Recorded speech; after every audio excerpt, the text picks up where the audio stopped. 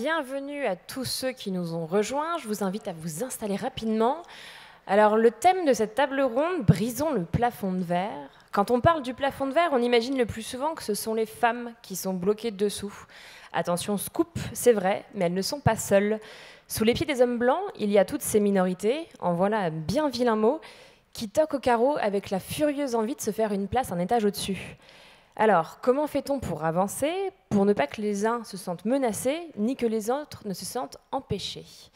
Pour en discuter avec nous tout de suite, j'ai le plaisir d'accueillir Marie Vorgan-Le Barzik, qui est CEO de NUMA, le réseau de programmes d'innovation et accélérateurs, Kat Borlongan, qui est directrice de la mission French Tech, et Deepti Chander, qui est développeuse et présidente de l'association Emma, qui vise à promouvoir la mixité dans le numérique.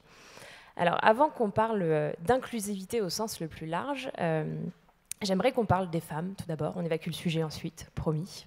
15% des boîtes qui lèvent sont fondées ou cofondées par des femmes. En 2017, le ticket moyen d'une levée féminine représentait la moitié du ticket moyen masculin. Alors, même si l'écart se tasse au fur et à mesure des tours de table, c'est quand même un problème. Et de notre côté, nous, en tant que médias, nos lectrices et nos lecteurs nous exhortent de plus en plus à parler d'entrepreneuriat féminin. Mais est-ce qu'on entreprend vraiment différemment quand on est une femme? Oula, grand blanc. Quelque chose que j'ai dit souvent, c'est je ne crois pas forcément à l'entrepreneuriat féminin, mais que des hommes et des femmes en fait qui entreprennent. Je pense que c'est, on a discuté, c'est si on parlait d'une manière philippine d'entreprendre, d'une manière dont des Arabes entreprennent, une manière dont on serait taxé de raciste. Mais bizarrement, en fait, quand on décide d'assigner ce genre de comportement ou de qualité à des femmes, on trouve ça comme quelque chose qui est socialement acceptable. Et je pense que c'est déjà en fait le début du changement. Il faut déjà se rendre compte qu'en fait, il y a certaines choses comme ça qui passent pas forcément très bien. Okay. Deepti, un avis? Alors, je suis complètement d'accord, il n'y a pas d'entrepreneuriat féminin ou masculin. Je pense qu'on a tous envie d'entreprendre ou de créer des projets qui nous passionnent. Et pour moi, ça a été le cas en tant que développeuse. C'est pas facile, comme tu l'as dit tout à l'heure, il y a une minorité de femmes. Pour moi, donc, avoir fait Epitech, ça a été un défi. C'est des promos de 500 élèves avec une dizaine de filles. Donc c'est vrai que c'est des chiffres qui sont quand même choquants, c'est 4% de développeuses. Et donc ces développeuses, elles n'ont pas forcément toutes les armes en main, pas toutes les clés en main, parce qu'elles sont une minorité. Du coup, elles ont envie d'entreprendre, mais du coup, elles ont besoin d'un coup de pouce, et c'est ce qu'on donne avec Emma, quoi. Okay. Et peut-être juste pour revenir sur le chiffre initial de l'écart majeur qu'il y a aujourd'hui entre les levées de fonds dans les entreprises portées par des femmes ou portées par des hommes, il est réel. Et les femmes qui se mettent sur la route pour faire grandir leur entreprise et aller chercher de l'argent se confrontent à un univers qui aujourd'hui est totalement, je ne vais pas dire... Enfin, en tout cas, qui fonctionne sur des modèles très corporatistes, version masculine, et très clivant, qui est l'univers de la finance, et qui, celui-là, mérite réellement, probablement, d'évoluer, même si on le voit évoluer petit à petit, de plus en plus, avec des gens comme Marie, qui est quand même... Eklund, qui a levé un des plus gros fonds levés par une femme. Et puis des gens comme Marie-Claire Capobianco de BNP qui agit hyper régulièrement pour essayer de faire évoluer ces modèles-là. Mais aujourd'hui, ces stats-là, elles sont totalement niées et écartées. Elles ne font absolument pas évoluer le modèle. Donc, Et ça fait déjà très peu de temps qu'on a ces stats-là. Ça, c'est des chiffres donc, de l'association Starter et une étude qui mène depuis 2 ans avec KPMG.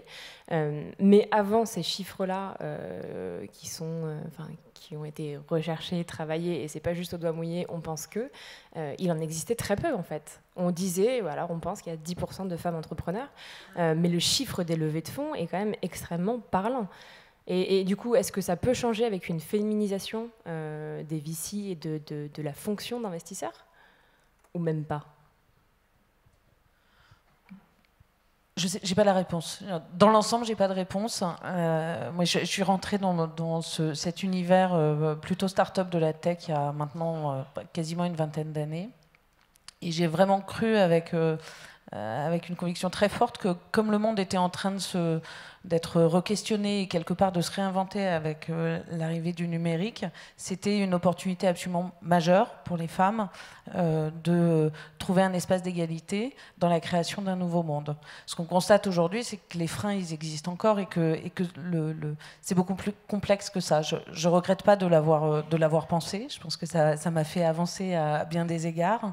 Mais aujourd'hui, j'ai pas de recette. Il est certain que alors je ne sais pas si c'est féminiser, mais en tout cas réintégrer une logique de diversité, pour reprendre ton introduction qui me parle aussi, de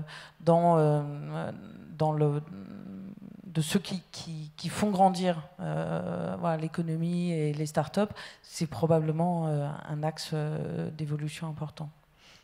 Mais on n'a pas encore, je pense, de stats aujourd'hui sur la façon dont, en France, les projets portés par des minorités, comme tu le disais tout à l'heure, sont financés ou non. Je pense que ce serait absolument atterrant et affligeant. Très certainement. Du coup, la mission French Tech sur cette féminisation de l'investissement aussi, c'est quelque chose qui... c'est un vrai sujet. Le fait qu'il y ait plus d'investisseurs. Je ne sais pas si je me trompe, mais je pense que Startup avait sorti également des corrélations entre justement les femmes investisseurs et leur portfolio, justement par rapport à l'égalité homme-femme. Donc voilà, si ces chiffres sont vrais, ça me semble assez logique qu'il y a une corrélation en fait entre s'il y a une féminisation de l'investissement, il y aura également la même chose côté Startup. Nous de notre côté, j'avoue, moi je suis nommée depuis le 24 mai.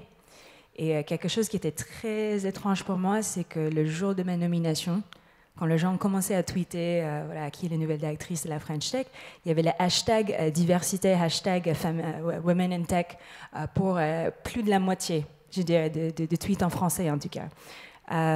Et aujourd'hui, ça arrive encore souvent. Je pense qu'il y a à peu près 75 voire 80% de demandes de prise de parole qui sont souvent sur des sujets de femmes dans la tech.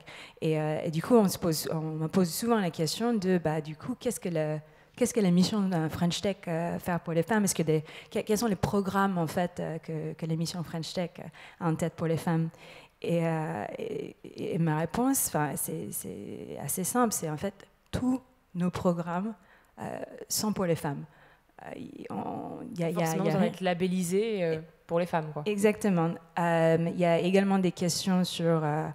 le ministre va faire des annonces en fait la semaine prochaine, mais il y a également des questions sur French Tech Diversité, qui est quand même un des programmes phares de la mission French Tech, sur est-ce que ça devrait également comporter en fait des femmes.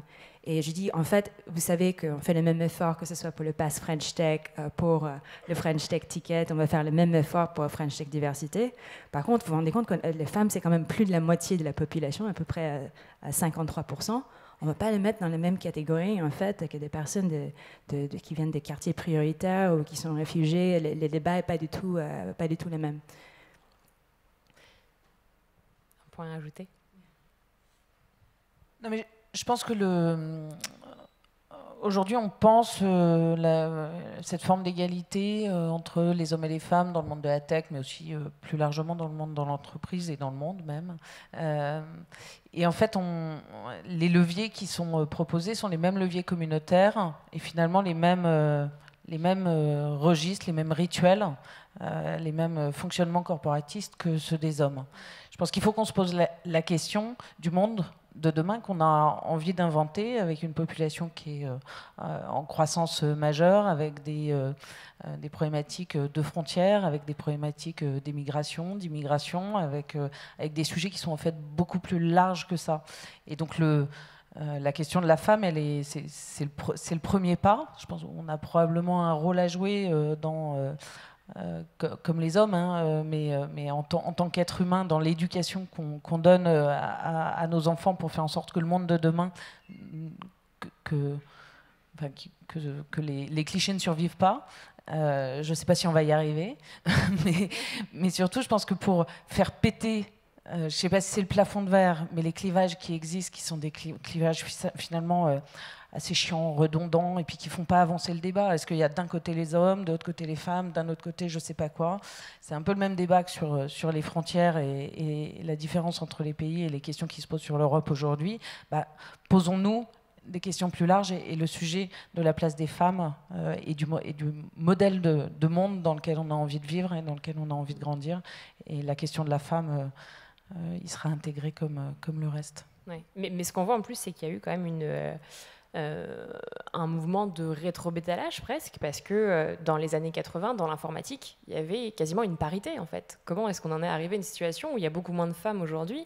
Alors Dipti, toi, on t'a recommandé de ne pas faire l'épithèque, tout simplement parce que ça formait des métiers d'hommes. Merci. Du coup, comment est-ce qu'on en est arrivé à cette situation aujourd'hui qui est plus dramatique qu'il y a 30 ans? On s'est rendu compte tout simplement que l'informatique, ça apportait de l'argent. Je suis directe dans mes mots, mais c'est la réalité. Et je pense qu'à ce moment-là, les femmes ne se sont pas forcément saisies de ces opportunités ou se sont reculées de ces opportunités. Comme tu l'as dit, elles étaient là au début. Et aussi parce que les hommes se sont saisis plus rapidement que les femmes. Et du coup, ça a créé cet écart énorme aujourd'hui dans la tech. Et malheureusement, ça pèse beaucoup. Déjà, ça pèse auprès de l'éducation. On voit dans les écoles, nous, quand on va voir des petites filles et des petits garçons, on leur pose la question, moi souvent je rencontre des filles, je leur dis, moi qu'est-ce que vous voulez faire plus tard? Ou est-ce que vous avez une idée? Je sais que c'est pas tracé, je sais que ça peut changer d'ici 5 ans, d'ici 10 ans, je le sais. Elles me répondent souvent, en fait je vais faire comme la prof, je vais devenir maîtresse. Alors, et du coup je lui dis pourquoi? Elle me dit, parce que je la vois, elle est là, elle est devant moi, elle gagne de l'argent, elle réussit sa vie, elle nous apprend des choses, elle est heureuse. Et je la vois. C'est ce mot qui revient souvent, je la vois. Et ça, c'est un gros problème dans la tech. Moi, je l'ai eu quand j'étais en terminale, pendant que je passais mon bac. Quand il faut s'identifier à travers un rôle modèle féminin qui a réussi dans la tech, on n'en trouve pas malheureusement. En tout cas, on n'en trouve pas qui correspondent à notre âge. C'est-à-dire, moi, j'arrive pas à m'identifier en Ada Lovelace. C'est pas possible. Elle était là il y a des années et des années. Je l'ai jamais vue. Je ne sais même pas à quoi elle ressemble. Je ne la connais pas. Et c'est un gros frein aujourd'hui dans la tech, c'est que les femmes ou les filles ne vont pas aller dans la tech parce que tout simplement, elles n'ont pas à côté d'elles une fille développeuse, une femme développeuse qui va leur dire « Ah bah regarde, mon métier c'est ça, voilà ce que je fais quotidiennement. Maintenant, essayons de te l'apprendre et tu verras que c'est tout à fait accessible par n'importe qui, que ce soit une femme, un garçon, que ce soit une personne, tu disais tout à l'heure, arabe, noire, etc. Il n'y a pas de frein à avoir dans la tech.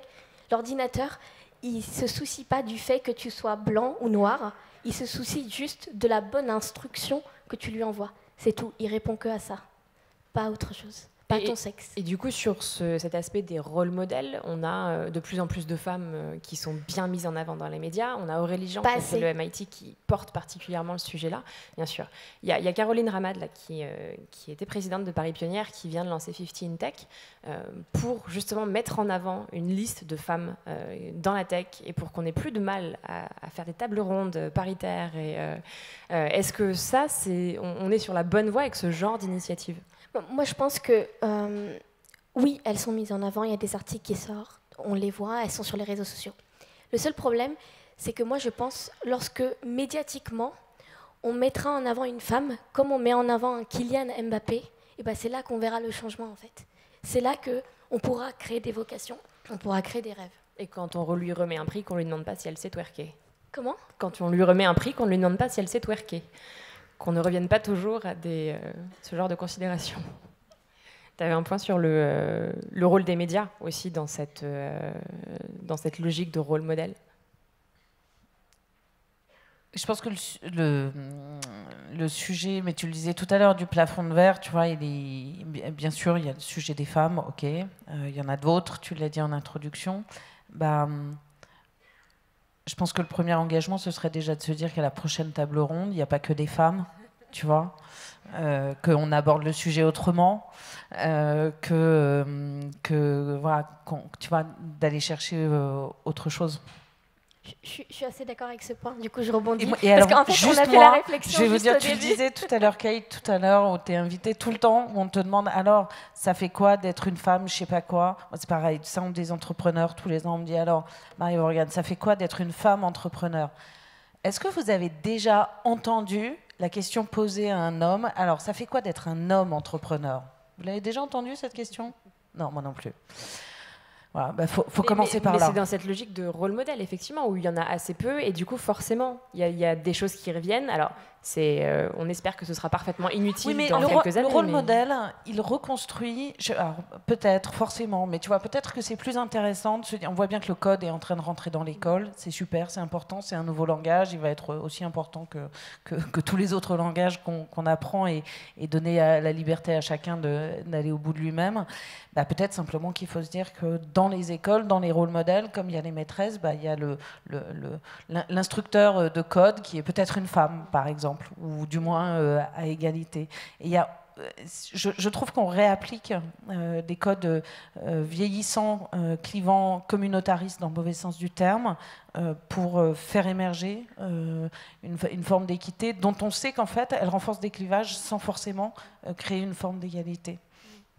Je pense que je suis complètement d'accord, parce que quelque chose qui est assez difficile quand on parle de sujet de mixité, c'est qu'on en parle comme s'il faut aider les femmes. Les pauvres.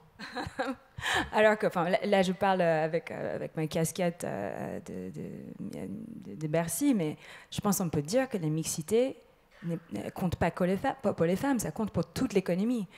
Aujourd'hui, je ne sais pas si vous vous rendez compte, mais il y a des vrais problèmes de pénurie de talents dans les startups, de tel niveau qu'une de mes priorités en arrivant en poste était de voir comment on pourrait reconfigurer le visa French Tech, parce qu'on n'arrive pas en fait à recruter à la vitesse en fait dont les startups ont besoin, parce qu'il n'y a pas suffisamment de talents. Du coup, je suis 100% sûre que la French Tech ne pourrait jamais atteindre en fait, pleinement en fait, son rôle, son destin, si la moitié d'entre nous sont freinés.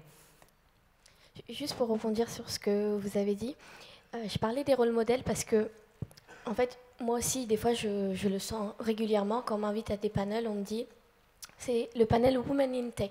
C'est tout de suite Women in Tech. Donc c'est cliché. Pour moi, je suis désolée de le dire ça, je le sens comme un cliché. On ne me dit pas c'est un panel technique qui va aborder un sujet technique. Est-ce que tu peux venir parler de ce sujet technique? Et en fait, les rôles modèles, pourquoi j'accentue sur ça, c'est que dès lors que de plus en plus de femmes sont visibles dans la tech, reconnues pour leur talent, pas pour Women in Tech, et du coup là, ça deviendra un événement naturel en fait, d'inviter des femmes à des conférences techniques. Et d'où mon point pour rebondir sur ça. Et le deuxième, c'était par rapport aux hommes. Moi, je ne peux pas travailler avec que des femmes. C'est pas possible. J'ai rien contre les femmes, au contraire. Je suis une femme, je vous adore. J'ai rien contre les hommes non plus, mais je vais vous expliquer pourquoi. Je me suis rendu compte, pour avoir fait pas mal de grands groupes tech et non tech, mais toujours travaillé dans des équipes techniques, dès lors, alors c'est prouvé ou pas prouvé, j'en sais rien, mais moi je l'ai ressenti comme ça. Dès lors que les équipes sont mixtes, et ben en fait, on va avoir un tel qui va penser à telle solution que moi j'aurais pas pensé, l'autre va penser à autre chose, et en fait ça va créer un produit qui sera vraiment complémentaire. Vraiment, vraiment, qui va répondre aux besoins d'une femme, qui va répondre aux besoins d'un homme, qu'il soit noir, blanc ou une femme, qui soit d'origine, peu importe. Mais vraiment, ça va répondre à tous les besoins. Et quand je suis arrivée à Emma, c'est quelque chose qui était super important pour moi, c'est comment engager les hommes. Parce que j'en avais marre de voir des initiatives où les associations se créent, les femmes se regroupent entre elles. Mais en fait, nous, les femmes, on a compris le problème. C'est ça le souci. C'est que nous, on sait qu'il y a un problème. Sinon, on ne serait pas là. Kate ne serait pas là. Toi, tu ne serais pas là. Mais le problème, c'est quoi? C'est que maintenant, il faut, du coup, faire passer ce message auprès des hommes qui, eux, sont majoritairement à des postes de direction, qui sont majoritairement des managers dans des grands groupes, dans des startups, des CTO. Donc maintenant, comment on fait? Et du coup, moi, je voulais vraiment que les hommes soient les ambassadeurs de la mixité. C'est pour ça, aujourd'hui, à Emma, on a 80% d'hommes dans l'association. On est 500, 80% d'hommes. Vous allez me dire, bon, il n'y a pas de filles dans la tech. Oui, mais j'aurais pu faire le sens inverse. J'aurais pu que prendre des filles et être à 20%. Mais ce n'était pas le cas. Donc, toutes les équipes Emma, partout en France et à l'étranger, sont mixtes. Mais c'est important parce que moi, quand je vais aller parler à un homme, je vais lui dire, tu sais, le sujet de la mixité, c'est important. Il va me dire encore, putain, elle vient me parler de sujet de la mixité, il y en a marre, on entend ça tout le temps dans la presse. Et du coup, quand un homme va parler de ce sujet et lui explique pour quelles raisons il s'est engagé, et bah, tout de suite, le discours, il change, en fait. Il se dit, bon, bah, c'est pas anodin, il a rien à m'apporter de plus que ce sujet de la mixité. Et du coup, un homme va se sentir concerné par cette cause.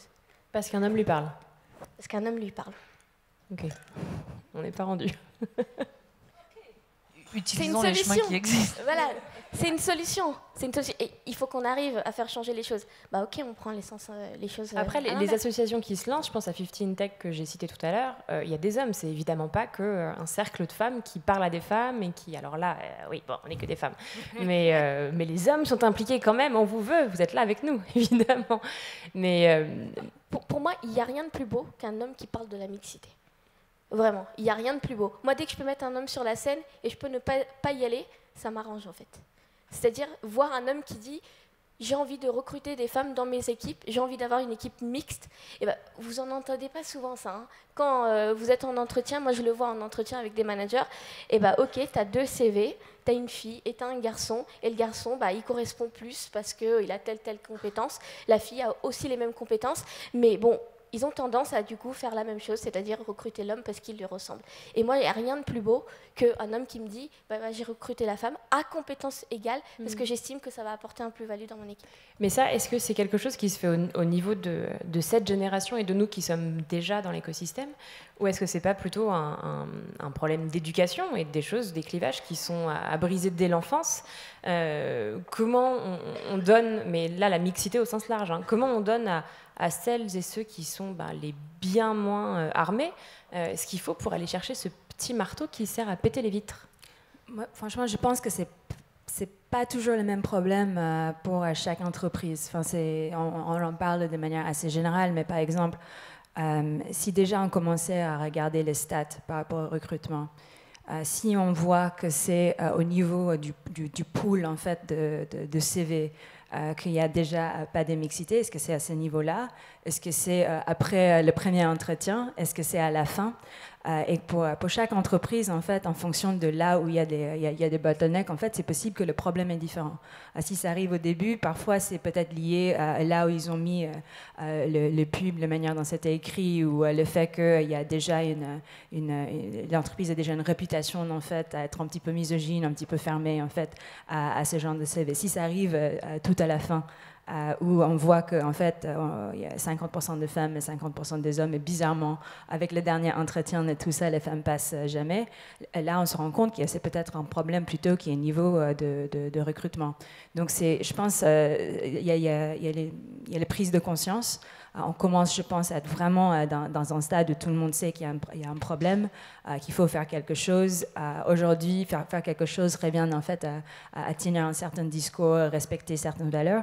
Mais je pense qu'à un moment, il faut vraiment passer à la partie opérationnelle et vraiment regarder nos pratiques de recrutement, nos pratiques dans nos entreprises et voir quels sont les genres de choses en fait qu'on pourrait mettre en place pour faire en sorte qu'on arrive justement à une certaine mixité. Mais si le bottleneck il est avant la pile de CV, est-ce qu'il n'y a pas aussi ce phénomène d'autorestriction qui fait que non, je postule pas parce que je me sens pas compétent, je me sens pas capable? Ou je postule pas parce que les fondateurs c'est que des mecs et quand je regarde en fait tous leurs comex c'est que des mecs, donc je sais qu'il y a aucune chance en fait que je monte dans une entreprise comme ça.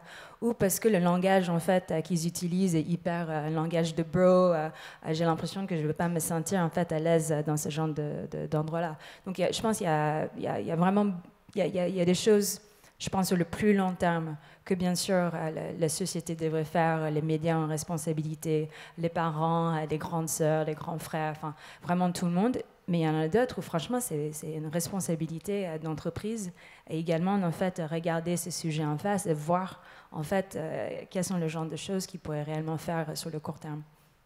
Puis on a longtemps pensé que le numérique serait le renouveau d'une démocratie. Et ce qu'on constate en fait aujourd'hui, notamment à travers les réseaux sociaux, c'est que au contraire, on referme notre regard, notre capacité à nous ouvrir, notre capacité à rencontrer des gens différents et à s'adresser à des gens différents. Donc c'est un sujet de fond aussi. Aujourd'hui, un des leviers, une des voies de recrutement qui sont devenues les plus performantes, effectivement, c'est devenu les réseaux sociaux. Donc une forme de reproduction et de consolidation du système dans lequel on est. Donc je pense qu'on n'a pas de réponse. Je pense qu'on est sur un système qui est méga global, avec un énorme enjeu, qui n'est pas seulement celui des femmes, qui est celui du monde dans lequel on vivra demain. Je pense qu'il faut aussi jamais sous-estimer l'impact des petites choses. Donc aujourd'hui, voilà, les gens me demandent qu'est-ce qu'on fait à la mission French Tech pour y arriver. Je dis, OK, déjà, il y a sur des petites choses. C'est-à-dire, aujourd'hui, dans l'équipe, tout le monde est obligé de montrer qu'ils ont fait le maximum en fait pour faire en sorte qu'on soit à niveau de parité en fait sur le programme et même sur les événements. Ce qui en réalité, franchement, je ne vais pas les casser, rajoute parfois des jours et des jours de travail pour faire en sorte qu'on y arrive en fonction des typologies d'événements. Je peux vous dire que dès que ça concerne les investisseurs là, ça, clairement, on part quasiment en mode chasseur de tête et tout pour pouvoir y arriver. Mais parfois, c'est des petites choses comme ça que quand ils sont faits en fait à une très grande échelle, qui pourrait contribuer à un certain changement en fait, de ce qu'on estime est normal. Concernant l'éducation, moi je pense vraiment que quand on est petit, il y a des rêves qui se créent. Et ces rêves, tu les suis tout au long de ta vie. Quelque chose que tu as réussi à faire ou quelque chose que tu n'as pas osé faire. Et du coup, des années et des années plus tard, tu te dis « Ah mince, en fait, pourquoi à ce moment-là, je ne l'ai pas fait? J'aurais dû le faire, j'aurais pu y aller. » Et donc, nous... Donc à Emma, on veut, pour encourager les femmes à aller dans la tech, on sait tous les problèmes qu'il y a, elles ne postulent pas, elles s'autocensurent, etc. Ça, je pense que tout le monde le sait. Mais par contre, maintenant, comment on fait pour passer à l'opérationnel? Comment est-ce qu'on essaye de changer les choses? Et ben moi, je pense que la seule façon, ou une des seules façons, pour moi, ce serait la formation. Une femme ne postule pas à un job. Elle attend d'avoir 90% ou pratiquement 99% de ce qui des attentes dans le job desk, et après elle va postuler. Et ben en fait, ok, qu'est-ce qu'elle veut? Elle veut avoir les compétences. Pas très bien, on va lui donner les compétences dès le très jeune âge. On va la former. On va former les filles et les garçons. Bien sûr, tous nos ateliers de programmation sont mixtes. Mais du coup, au moins, elle sera dans un environnement où on ne va pas Je ne suis pas pour séparer les filles et les garçons. Ça, je n'aime pas ça. Au contraire, quand tu vas dans l'entreprise, tu ne vas pas que travailler avec des filles ou tu ne vas pas que travailler avec des garçons. Tu vas travailler avec tout le monde. Donc, dès le très jeune âge, nous, vraiment, on va former les filles, les garçons à la programmation. Ils vont apprendre l'intelligence artificielle, ils vont apprendre à faire des algorithmes, des petites choses. Mais du coup, ça va leur donner confiance et ils vont se dire, ah bah moi j'ai eu les compétences, j'ai commencé à voir ça dès le très jeune âge, bah maintenant je vais aller voir, est-ce que ce métier peut m'intéresser, est-ce que je peux en faire une vocation, est-ce que c'est quelque chose qui va me plaire. Mais d'abord, il faut donner toute l'éducation et toute la formation dès le très jeune âge pour qu'ensuite ils puissent faire leur propre choix. Et nous, on s'est rendu compte d'une chose à Emma, c'est entre 9 à 11 ans, en fait, les enfants ne sont pas encore complètement rentrés dans les stéréotypes. C'est-à-dire, ils sont encore assez neutres, entre guillemets. C'est-à-dire, on peut leur dire, la tech, c'est fait pour toi. Et ils vont se dire, c'est des métiers qui sont faits pour moi, je vais aller voir. Mais à partir de 12, 13, 14, 15 ans, les filles, c'est, non, c'est des maths, c'est pas pour moi, je vais jamais réussir, etc. Majoritairement, les filles nous répondent ça. Et du coup, vraiment, il y a un rôle majeur de l'éducation nationale, bien entendu, mais aussi des associations, du gouvernement, des parents, très important. Nous, sur les salons, on se rend compte, une fille qui va dire, je veux aller voir à l'école d'informatique ou je veux aller programmer, et tu as toujours le papa ou la maman qui va dire, viens, on va voir l'économie ou le droit. Non, mais, l'informatique, c'est les métiers de demain. Encouragez-les, soutenez-les, parce que c'est très important. Si vous ne les soutenez pas, ils ne vont pas réaliser leurs rêves. Et vous ne savez pas à quel point l'informatique demain va impacter de plus en plus de notre société. Ça l'est encore aujourd'hui, mais demain, ça va être de plus en plus important. Et du coup, aidez-les à découvrir ces métiers et surtout ne les autocensurez pas parce qu'ils n'ont pas les compétences techniques. Donc c'est de l'éducation, c'est de la formation. On voit qu'il y a de plus en plus de programmes comme les Déterminés, dont Moussa Camara est le représentant et sera sur scène tout à l'heure. Est-ce que ce genre de choses, pour inciter les gens, leur donner le goût de l'entrepreneuriat et de la tech très rapidement et les inciter vraiment à s'intéresser à quelque chose qu'ils pensaient inaccessible, est-ce que c'est une bonne chose du coup? Est-ce que ça nous met sur la bonne voie? Ce que disait Dipti tout à l'heure sur les rêves. Je pense que la tech, je ne sais pas quoi, tout ça c'est des moyens, mais à un moment donné, comment on crée l'environnement pour que les gens pensent que leurs rêves leur sont accessibles en exécution. Et je pense que ce que fait Moussa, avec qui on travaille nous depuis un bout de temps, Et j'avais dit à Moussa, ce que tu fais, c'est formidable. Nous, on le fait dans le centre de Paris. Toi, tu le fais. Il dit, mais pourquoi tu le fais pas le reste? Mais je lui dis, mais parce que je saurais pas le faire. Voilà. Et toi, tu sais le faire. Toi, tu as compris les leviers, tu as compris les. Voilà. Moi, il y a plein de choses qu'on peut partager. Et il y a quelque chose autour de ça. Voilà. Je pense que ta question est assez importante, d'autant plus qu'on est en train de vivre quand même un moment très tendu en ce moment, un moment où il y en a beaucoup de personnes qui sont en colère. Et c'est vrai que quand on regarde les métiers de la tech, le French Tech, les startups, les numériques, en réalité, ça peut être deux choses. Ça peut être soit des rêves qui sont beaucoup trop loin, qui ne sont vraiment pas du tout pour nous, alors qu'on nous dit que c'est l'avenir, et c'est un avenir du coup qui ne nous concerne absolument pas du tout, et c'est quelque chose qui isole de plus en plus encore des personnes de la population, y compris des jeunes en fait qui devraient pouvoir s'autoriser à rêver en fait à accéder à ces métiers-là. Ou au contraire, je pense que si on réussit, si on fait un bon job tous ensemble, ça peut être quelque chose qui est plutôt justement accélérateur. Là où je suis complètement d'accord, c'est quelque chose qui m'a complètement dingue, c'est quand on regarde en réalité quels sont les métiers en tension dans les startups, c'est vrai qu'il y a pas mal de devs, mais pas que. Il y a pas mal de choses en fait dans tout ce qui est sales, customer care, marketing digital et tout. Et que quelqu'un en fait qui sort par exemple de Sciences Po Paris pense qu'ils ont plus de chances à accéder à tel ou tel job que par exemple quelqu'un qui a fait du sales à Decathlon en fait pendant les 3 dernières années. Je trouve ça complètement aberrant. Et ça veut dire qu'il y a quelque chose dans lequel on a tous échoué, en fait. Parce que je pense qu'on a tellement mystifié aussi ce métier. La réalité, c'est que même nous, en sortant de formations qu'on avait fait d'il y a, on ne va pas dire combien d'années, mais vraiment d'il y a longtemps, et nous aussi, en fait, on est en décalage par rapport au métier qui existe aujourd'hui. Et en réalité, c'est vrai qu'il y a les formations là, qui jouent un rôle, mais c'est un gap qu'on devrait pouvoir combler en faisant un effort. Donc je pense en disant ça, je pense que ce qu'on dit, c'est que c'est pas juste, c'est pas également à l'État de mettre en place des subventions ou des formations. C'est pas juste en fait voilà, des personnes de milieux un peu plus complexes ou des femmes en fait d'aller chercher des rôles modèles. Je pense qu'il y a un vrai travail également en fait dans toutes les startups, dans tous les milieux tech, à faire une vraie volonté en fait de s'ouvrir et de dire qu'ils ont un vrai rôle à jouer en fait dans la cohésion de futur en fait de la France. Ouais. Mais comment on fait ça? Parce qu'on voit quand même les photos des startups. En termes de diversité, on n'y est pas du tout, quoi. C'est les mêmes personnes répliquées à l'infini. Comment on pousse les entrepreneurs et entrepreneureux à s'ouvrir et à aller chercher des profils qui ne sont pas les mêmes que les leurs, quoi? Je ne sais pas si on les poussera, mais en revanche, ce que tu disais tout à l'heure, Kate, sur la formation est un élément et un axe essentiel où toi, dis petit, en disant, mais moi, nous, on en est convaincus. C'est-à-dire, ça passe par là aujourd'hui. Il y a effectivement un gap très grand qui s'est créé et accéléré avec l'arrivée du numérique. Il y a un renforcement des communautarismes aussi avec l'arrivée du numérique. Et donc, le sujet là, c'est de recréer des formations qui soient activables, qui soient accessibles à tous, qui recréent de la transversalité, parce quand on est en formation, on est aussi dans des moments d'ouverture, on recrée des groupes sociaux un peu différents, sur des zones d'intérêt qui sont plus projectives que sur un état donné.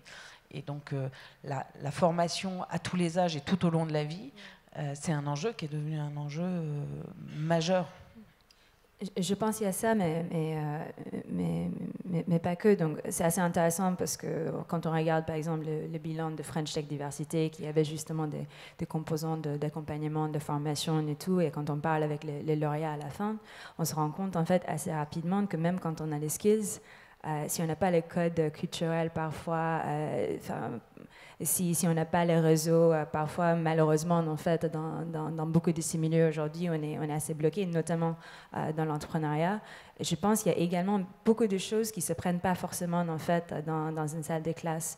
Et quelque chose qu'on pousse de plus en plus aujourd'hui, c'est également une culture de partage, de mentorat où on demande pas juste à des entrepreneurs, mais également des gens qui sont déjà dans ces métiers à prendre le temps de vraiment partager leurs expériences, ce qu'ils ont appris, à mentorer en fait des jeunes qui essaient en fait à arriver à ça. Mais je pense, Ok, quand on parle de formation aujourd'hui, je pense qu'il ne faut pas parler de la formation telle qu'elle était il y a 10 ou 15 ans. Il faut parler de la formation comme elle sera demain, et effectivement, ou comme elle est déjà aujourd'hui d'ailleurs, à plein d'endroits, qui est faite, qui est tout au long de la vie, qui est au quotidien, qui est du micro-learning, qui est entouré de mentorat. Et il faut penser formation comme on penserait éducation tout au long de la vie, dans un réseau et un environnement élargi. On a le temps pour une dernière question. Justement, on parle d'entrepreneuriat féminin, on parle de ces programmes pour la diversité, notamment French Tech Diversité. On parle des réseaux de femmes. Est-ce qu'il n'y en a pas marre? Est-ce qu'il ne serait pas justement grand temps d'envoyer valser ces étiquettes et ces labels que l'on met sur les gens et qui nous conditionnent pour créer plutôt ce que toi tu appelles les communautés de compétences? Est-ce que tu peux nous expliquer un petit peu ce que c'est que ces clusters, ces communautés de compétences? En gros, c'est à peu près ce dont je viens de parler, c'est de dire ce qu'on voit de plus se reconstruire et ce qui rend finalement assez optimiste sur ces sujets-là, c'est qu'on est en train de s'éloigner petit à petit des communautés, j'ai envie de dire par typologie, qu'on vient d'aborder là pendant plusieurs dizaines de minutes, et qu'on se rapproche de plus en plus de ces enjeux qui sont plutôt des communautés de compétences. On voit des réseaux en fait d'entraide, de formation en construction qui sont en train de s'élaborer, qui peuvent être en ligne, et il y en a beaucoup, qui peuvent être poussés au sein des grandes organisations qui commencent à se préoccuper de voir comment se passe l'ascenseur générationnel et l'ascenseur social même, et la transmission des compétences au sein des organisations, qui ne passe pas forcément par les RH, mais qui va plus s'auto-organiser en interne. Et on retrouve les notions de communauté ou d'entreprise apprenante, dont on entend beaucoup parler aujourd'hui. Et donc, on voit bien qu'il y a une tentative autour de ça qui vient répondre à une problématique de projection individuelle, à la problématique d'entraide et à la problématique de mise à jour des compétences et des réseaux qui sont nécessaires parce que l'évolution professionnelle aujourd'hui reste intimement liée aux interactions que tu as avec ton environnement social. Donc je pense que là, on est sur des leviers de progression sur lesquels on travaille beaucoup et qui nous rendent optimistes sur la capacité de la société à évoluer, à apprendre et des individus à advenir. C'était justement la question. On peut être optimiste ou pas? Mais oui, il faut. Ok. Ouais. Non, mais en fait, il faut quoi. On n'a pas le choix, donc évidemment, et on est vivant et on profite de chaque heure qui passe et on essaye de se souvenir que être sur Terre nous donne aussi une mission et que cette mission, c'est quand même de la laisser plus belle aux générations futures. Ok, merci beaucoup à toutes les trois. L'année prochaine, donc, pas la même table ronde, mais en tout cas beaucoup plus mixte. Je l'ai bien retenu la leçon. Merci de nous avoir accordé ce temps. Merci à vous tous d'être ici, à tous ceux qui arrivent. Je suppose que la keynote d'ouverture vient de se terminer. Je vous souhaite à tous une bonne continuation et je vous laisse avec d'autres animateurs. À très vite.